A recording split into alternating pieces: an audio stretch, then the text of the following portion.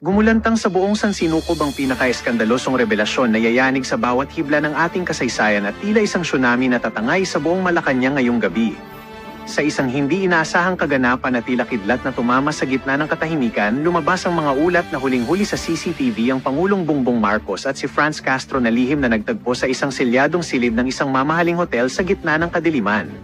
Ayon sa ating mga espiyang nakatago sa bawat madilim na kanto, huling-huli sa kamera ang panginginig ng mga security detail habang pilit na itinatago ang mga mukha ng dalawang magkatunggaling leader na ngayon ay nababalot ng matinding kaba at misteryong pilit na ibinaon sa limot sa loob ng maraming dekada. Hindi makapaniwala ang buong mundo sa nakakangilong eksenang ito kung saan ang bawat pasilyo ng hotel ay nababalot ngayon ng matinding sindak dahil sa grabing pasabog na magpapabagsak sa lahat ng ating pinaniniwalaan.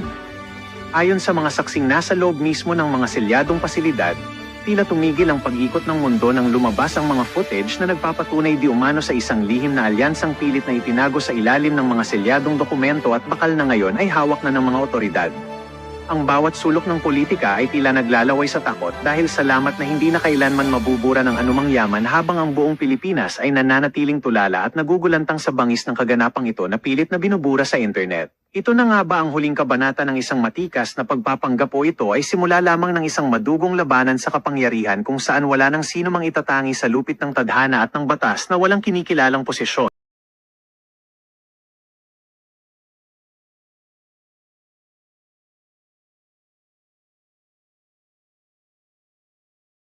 Ang nagpapabagsak sa kasarili niya dahil sa kanyang kapalpakan, sa kanyang kasinghutan, na tumutulo na yung sipon niya, kulang na yung luga niya, yung dugo niya, mag-explode lahat sa tenga niya, sa lahat na sa lahat ng opening sa katawan niya dahil sa pagiging addictus niya.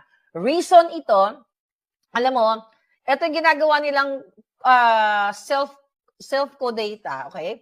Self-co para i-justify na kunyari may nagdidestabilisa ng gobyerno para humingi siya ng emergency powers. Although, yung balita dyan, okay, magkaiba kasi emergency powers yan eh. Asa na yun? Excuse me. Okay. Dito sa, dyan sa kongreso, o sa bahay ng mga magnanakaw, ang sabi dito, okay, 2 hours ago, government must be able to act quickly to stabilize pump price, okay? Yung pagtaas ng crudo o ng fuel. Sabi dito, basahin natin. Okay? Magbibigay ang House Bill, magbibigay ang House Bill 8418 at 8469 kay bangag ng stronger at more flexible tools sa pagpoprotekta sa mga Pilipino mula sa pagtaas ng presyo ng produkto, sabi ng kanyang asong si Boje D, House Speaker Boje D. So, pinasa nila itong pagbibigay ng emergency powers kay bangag para daw ma-control ng gobyerno yung pagtaas ng presyo ng bilihin. Dahil concerned daw si bangag julul. Kung concerned si bangag, in the first place, pag upo niya, hindi sila nagnakaw, hindi sila nag-hoard, hindi sila nagnakaw ng mga malimaleta, na bawat ahensya ng gobyerno, pinagnanakawan nila yung kanilang lahat, illegal logging, lahat na lang ng illegal ay ginawa nila. Diba? Ngayon, mga kababayan, ang sabi dito, kasunod ito sa pag-aproba ng Kamara sa 2 panukala na nalayong bigyang otoridad ang Pangulo na bangag na pansamantalang suspindihin at tapyasin ang fuel excise tax at suspindihin ang mandatory biofuel blending sa ilalim ng Biofuel Act. Alam mo kung tutuusin, maganda sana na talagang i-suspend yung excise tax na yan para sa mga malalaking negosyante. Pero ito, mga kababayan, maganda lang siyang basahin. Pero hindi ito i-apply ni Bangag. Kasi kasabwat nga niya yung mga negosyante. Kasabwat nga niya yung mga greedy na yan. Ninanakaw nga nila yung pera ng bayan. Tapos through this emergency power chuchu na ito, na layunin na isuspindi ang excise tax para sa kaalwanan ng taong bayan. Ito isang kadyotahan. Sabi ko nga, mga palangga, okay, ang ginawa ng Bangag, Una pa lang, pag-upo pa lang niya ay pagnanakaw. Okay? Ang sabi dito, ano nagsabi dito? Sabi ng Speaker of the House, ni si Boji din, na asong ulol din nila, the goals of these twin measures is to protect the purchasing power of every Filipino household and ensure the stability of our economy, by giving the President Bangag these tools, we are strengthening government's ability to keep fuel, Isang malaking kasinungalingan, isang malaking kadyotahan. Sabi ko nga, maganda dahil may oversight. Ayan, dinaan sa Kongreso para kontrolin ang mga negosyante, para magsamantala dito sa presyo ng mga bilihin or yun nga, suspindihin ang taxes dyan sa fuel na yan. Isang malaking dramatization 101 yan, mga kababayan. Dahil more than that, ang gusto nilang kontrolin talaga ang kalayaan natin magsalita, kalayaan natin magmura sa mga putang inang mga kawatan. Kaya gusto niya, more than that, emergency powers through Congress. Ang gusto niya, emergency powers through self-co data. Na kunyari, nga, mayroong gustong magpatumba sa gobyerno, pero ang nagpapatumba sila mismo dahil addict, di ba? Addictus, kawatan, ang pulboron, kasabwat sila, di ba? Kumusta na yung alitag-tag? Sige na? Kumusta na yung mga malalaking sindikato? Wala kontrolin. Yung mga malalaking negosyante, kasabwat din ni Bangag. So yung mga kadyotang emergency powers na approved din sa Congress na yan, mga palangga, sabi ko nga, maganda yan kung ipapatupad sa tama, kung gagawin dahil concerned siya sa mamamayang Pilipino. Kaso hindi nga siya concerned. Pinagnakawan ka kayo ng hayop na yan. Sabi ko nga, 206 bones. Di ba nga, nabulok-bulok na, nabutas-butas na, pati utak niya. Dahil sa kasisinghot, ang nagbuo ng bones ni Bangag ay taong bayan. Dahil ang ninanakaw niya, ang sinisinghot niya, ang nilalaklak nilang alak ay galing sa pera ng bayan. Kaya ang ginagawa ngayon, kunwari, heavy tayo, mag-order tayo ng mga razor. Kasi mayroon nakaamba, may na-intercept kami na ganito, na ganyan. Pero ang totoo, para lalo silang magkaroon ng powers para patahimikin ang mga supporter ni Inday Sara, ang mga Pilipinong nag-aal sa balutan dahil sukang-suka na sa Bangag administration. Dahil magkakasabwat na nga lahat ngayon ang mga kawatan, ang mga dilawang kaing suka, ang mga NPA, ang mga rebelde, ang mga support na katulad ni Trillanes na male-maleta ang natanggap ayon sa ating Marines and soldiers dyan. Ito yung reason kaya gusto ni Bangag na magkaroon ng emergency powers more than that from Congress. Yung emergency powers para sikilin kayo. Kaya ito yun, yung kunwari may nagpaplano sa kanila na pababagsakin sila.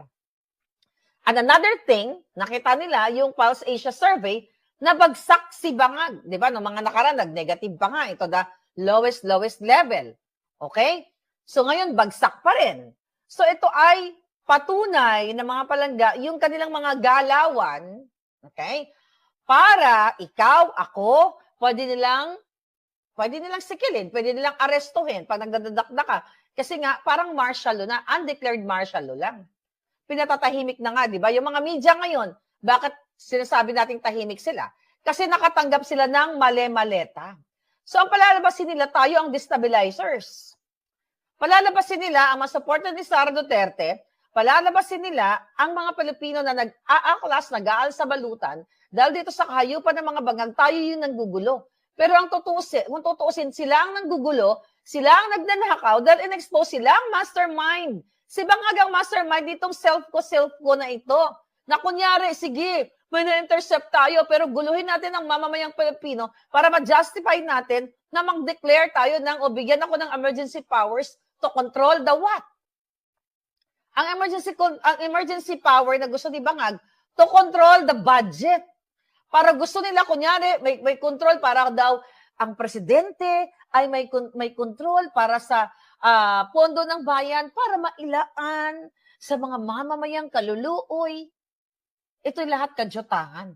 Nakita nyo naman na kontrolado na nga nila, male-maleta na ang expose ni Zaldico na dating chairman of appropriation, nakaalyado nila, pero dahil sinikil din nila, binaboy din nila, ayun, nagsalita. And ito ang ating mga soldiers na mga dating staff or bodyguard ni o security personnel ni Saldico. Yan ang gusto nila gawin nilang what? Sisindakin kayo mga palangga. So parang martial law na nga. Ito yung mga drama nito, nakita nyo ba? Kaya sabi ko nga, kayong mga mamamayan, kung hindi kayo kikilos, kayong may mga balls, yung mga PNP, AFP, mga duwag, mga putang ina, mga duwag. Ang nakikinabang lang, andyan yung mga PNP chief, di ba? Andyan si Browner, okay, na lumalamas ng susubels, okay? Di ba? Pasakay-sakay kunyari, di ba? Doon sa sports car ng isang susubels, para mag-drive. Chuchu. So dyan, mga kababayan, yan ang mga leader ninyo. Kung hindi mahilig sa bilat, sa boto, sa buli, sa susubels. Ganyan kalaswa ang inyong gobyernong bangag. Gustong kontrolin, gusto kayong kontrolin. At gusto nila yung sa social media kasi very powerful. Tandaan niyo si Pangulong Duterte nanalo through social media at napakalakas natin talaga na social media since 2016 yung nagmamahal kay PRRD. Kaya nga, si Bangag sumakay sa mga Duterte. Di ba? Sumakay sa mga Duterte. Okay? Tayo'y nabudol. Akala natin ay para sa pagbangon muli. Chuchu. Yung pala, para sa pagbangon nila. So gusto nilang kontrolin ngayon yung narrative sa social media. Kasi talo sila dyan eh. Kasi ang Marcos Bangag, si Lisa Tanas, nagbabayad pa ng, di ba sabi ko, si Zatanas pa lang, 5 milyon na ang binabayad niya doon sa chumup-chup ng boto ni Katie. Remember that? Yung chumup-chup ng boto ni Katie, na tinalaga niyang special envoy, mga kababayan, yun ang troll firm. Okay? Troll firm / farm ni Lisa Tanas, doon na pupunta ang pera ng bayan. So, hindi nila makontrol sa kabila ng kanilang mga ensimadang mga balahura, na mga dugyot, na mga pangit, 'di ba? Na mga mukhang mga sungi. Ewan ko. Ngayon, yung mga itsura na parang ano tawag ito, mga mukhang palakampuyat. 'Di ba? Yun hindi nila kayang kontrolin kasi still yung tunay na sumusuporta kay Pangulong Duterte, talagang makikita mo wherever you go. Ako lang ang pwede makapagsabi because I travel the world. I travel the world. I travel from Europe. Nakita ko ating mga kababayan, di ba? Nakita ko mga palangga doon na pag naglalakad kami ni Spoke Sari, talagang ang mga alindog namin kinakabog. Ay, Miss Marlica, Spoke Sari, ganyan. Wala kang makitang mga dilawan doon na mga bangagan na mayroon silang malaking pagtitipon. May nakita ba kayo? Dapat ipinagmamalaki na yan ng mga ensimada, ng mga julul, ng mga kawatan, ng mga alipores ni Marcos Jr. Wala silang may pagmalaki na nagtitipon-tipon ng mga Pilipino kasi isinusuka sila ng Pilipino. Well, during that time, nung tayo ay hindi pa natin nalaman ng mga bangag, nakikita ko yan dahil yung mga Zoom meeting na yan, kinokonek, nagtatatawag yung mga kamag-anak ni Lisa Tanas, yung mga tao ni Bangag, para magkaroon lang ng mga Filipino, participants during Zoom meeting, at yung mga rally-rally, meron tayo nun. Sino yung nasa likod nun? Na mga rally-rally natin, di ba? During the Marcos Duterte, yun pa yung team natin. Solid mga Duterte yun. Binit-bit lang si Bangag. So dahil hindi kayang italunin ng Bangag supporter o ng Bangag sa kabila ng maraming pera nilang ninakaw, so ngayon gusto nilang kontrolin yung narrative. Dito sa social media, kaya nga yung ating mga Facebook pages ay nire-report, pinapa-takedown. Alam niyo naman yan, 2 Facebook page ang pina-takedown sa akin. In the past, pero buhay pa rin ako, di ba? So yan ang gusto nilang kontrolin. Kaya yung mga kunyari may nagdagdag sila ng mga fence dyan, yung mga barikada, na mga kulang na lang, patay nila yung mga Pilipino dahil sa putang ng barikada na yan. Yan ay pagpapakita na ibig sabihin, ang gobyerno ni Bangag ay unstable. Ibig sabihin, bagsak. Bakit kamo? hindi ka magkakaroon ng mga ganyang heavy security chuchu kung alam mo, panatag ka na ang Pilipino ay satisfied. Through what? Through education program, healthcare, kabuhayan, na now mga jeepney drivers ngayon, umiiyak dahil ang kanilang increase sa pasahe, hindi enough, piso, ganyan-ganyan na sinasabi nila. Hindi sinasabi na sa sobrang halos times 2. Ang from 55 daw ang based doon sa nabasa kong article, from 55 per liter nasa 105 na ngayon. Tama ba ako mga palangga? Tama ba yung balita? So anyway, tapos yung pasahe, $1, 1 peso lang ang idadagdag. So kulang pa rin. Although nagbigay-bigay sila ng mga ayuda na 5,000 pesos dyan sa Maynila. Pero lahat ba nabigyan ng ayuda? Yun ay mga optics lamang. Binigyan kayo ng 5,000, nagkagulo pa. Doon sa pilahan, parang may nagkakagulo na naman. So ito, unstable ang gobyerno, kaya ngayon naglagay sila ng razor. Para gurgurin kayo mga kababayan. Kasi sabi ko, through social media, even tricycle drivers, taxi drivers, Uber drivers, yung mga Grab drivers dyan sa atin, sumisigaw yan ng hustisya, sumisigaw yan ng kaalwanan. Pero anong ginagawa nila ngayon? Wala. Yung pataas-pasay na yan. Kaya kaluluoy talaga kayo. Kaya 2022 pa lang, nung sinabi ko sa inyo na ang bangag ay bangag, mga tagang talamak ang kawatan, you have to act now. Kasi lahat yan, yung mga drama-drama nila, kunwari lang, mga kababayan, pero hindi magtatagumpay yung self ko nila yan. Okay? Ito naman, it's just sad dahil nga itong mga akala natin, ito nga yung mga dilawan, itong mga, wag na natin anuhin yung NPA-align kasi kahit sinong presidente, yung mga NPA-align, gumagawa talaga ng eksena yan para magkapera yung mga putang inang yan. Pero etong mga kakamping na mga inutil na galit kay Marcos Jr. o sa pamilyang Marcos, isinukan na nila mga magnanakaw noon, ngayon kinain na naman nila katulad na lang ni Cristidi na namaga na, pati kipay niya namaga na lahat. Ewan ko, karma na siguro yan. At ngayon, di ba, may parang drama-drama pa, pumunta pa ng Newport Beach siya nung nanalo si Bangag. Dahil dito nagpagamot-gamot, chuchu-chuchu, tapos later on, bumalik. Dahil hindi na kinain niya na yung sukan niya, di ba? Di ba, sabi ni Cristidi dati, pag nanalo ang mga Marcos, aalis siya sa Pilipinas, which is true, umalis siya. Pero bumalik na siya ngayon, kinain niya yung sukan niya, hindi ko alam kung matitigi na ba siya kasi bloated, namamaga ang mukha. Tapos ngayon, wala ring paninindigan.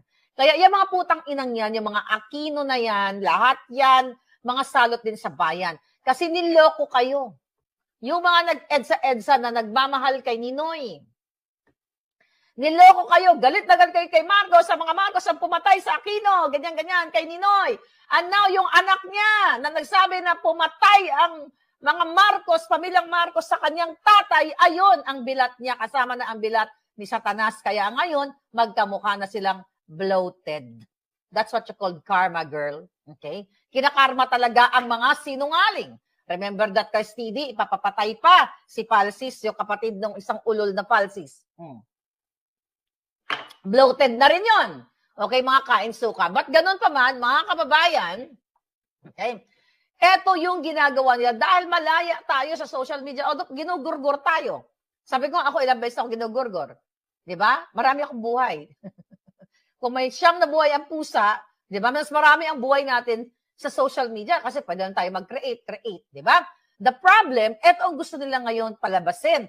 Na si Kapitan ganito, si Kapitan Ingo, di ba? Si ganito, si former military chuchu, may balak na ipatumbahin ang gobyerno. Sila lang yan.